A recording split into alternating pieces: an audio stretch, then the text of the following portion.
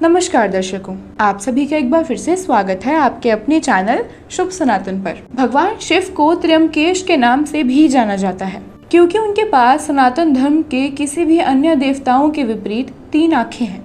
लेकिन क्या आप जानते हैं कि भगवान शिव ने इसे कितनी बार खोला है और विशेष रूप से किस वजह से उसने इसे खोला? घटनाएं और उनसे जुड़ी संक्षिप्त कहानियां निम्नलिखित हैं। इंद्र का अहंकार, जलंधर का जन्म। एक बार भगवान इंद्र और देव गुरु बृहस्पति किसी मामले के लिए शिव के ज्ञान की तलाश के लिए कैलाश जा रहे थे। भगवान शिव त्रिकाल ज्ञानी होने के कारण उनके आने वाले आगमन के बारे में जानते थे। उन्होंने इंद्र की भक्ति का परीक्षण करने और यह जांचने के बारे में सोचा कि वह वास्तव में उसे कितना जानता है। शिव ने खुद को एक ऋषि के रूप में प्रस्तुत किया और इंद्र और बृहस्पति के मार्ग में बैठने के लिए नीचे चले गए। उसे देखकर शुरू में इंद्र ने पूछा कि वह कौन है और उससे अपने रास्ते से हटने का अनुरोध किया। शिव विचलित नहीं हुए। उन्होंने जानबूझकर इंद्र की उपेक्षा की, जैसे कि उन्होंने उनकी बात ही नहीं सुनी हो।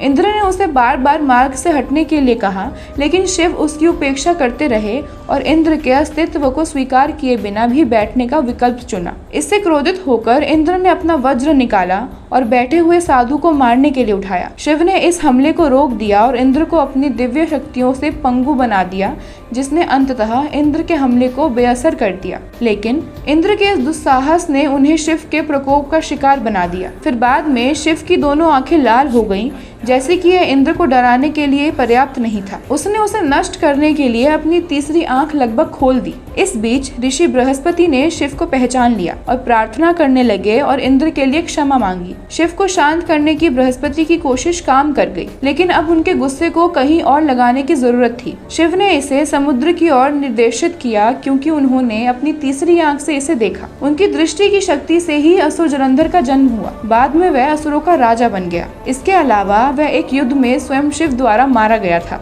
जलंधर फिर तीसरी आंखों में लौट आया जहां से वह पैदा हुआ था। कामदेव का जलना। शिव के कई रूपों में से एक प्रमुख रूप प्रेमी पति के रूप में है। साथ ही हम सभी इस बात से वाकिफ हैं कि भगवान शिव की पहली पत्नी देवी सती की मृत्यु कैसे हुई थी।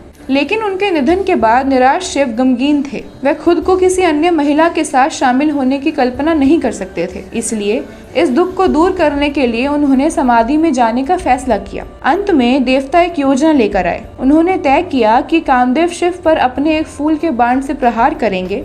इसके बाद यह शिव के हृदय को नरम कर देगा, जिससे उन्हें फिर से प्यार हो जाएगा। कामदेव उक्त कार्य के खतरों से अवगत था, फिर भी अधिक अच्छे के लिए उसने कार्य को अपने हाथों में ले लिया। वह भगवान शिव के पास गया। थोड़ी देर बाद उसने देखा कि एक महिला सौंदर्य से लथपथ अपने साथियों के साथ गुजर रही थी। वह कोई और नहीं बल्कि देवी पार्वती थी। इसी क्षण उन्होंने शिव के हृदय पर एक बोल्ट मारा, जिसने उसे प्रेम और रोमांस में भर दिया। लेकिन शिव ने अपनी भावनाओं में बदलाव देखा और अपने शरीर की तीव्र इच्छाओं को देने की बजाय किसी के ध्यान में बाधा डालने के लिए क्रोधित हो गए।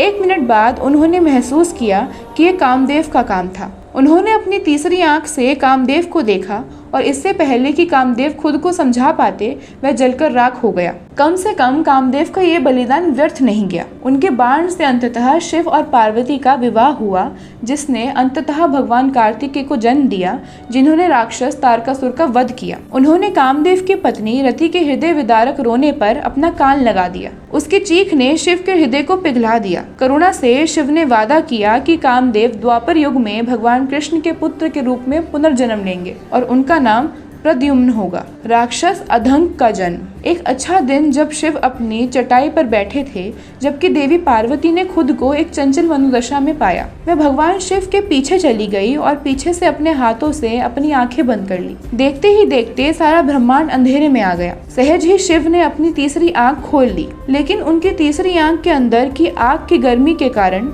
देवी पार्वती के हाथों से पसीना निकल आया। उस पसीने की कुछ बूंदें फर्श पर गिर पड़ी, जिसने एक विकृत काले दानव को जन्म दिया। उसके बाद देवी पार्वती ने शिव की आंखों से अपना हाथ हटा लिया और प्रकाश ब्रह्मांड में फैला दिया। इस दानव को अंधका के नाम से जाना जाता है।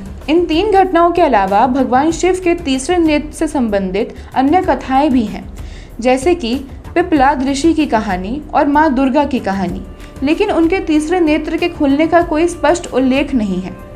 तो दोस्तों, आपको ये जानकारी जान के कैसा लगा, आप हमें ज़रूर बताएं और भी इस प्रकार की रोचक और अच्छी जानकारी को जानने के लिए हमारे चैनल शुभ सनातन से जुड़े रहें और चैनल को सब्सक्राइब करें, वीडियो को लाइक करें और ज़्यादा से ज़्यादा शेयर करें।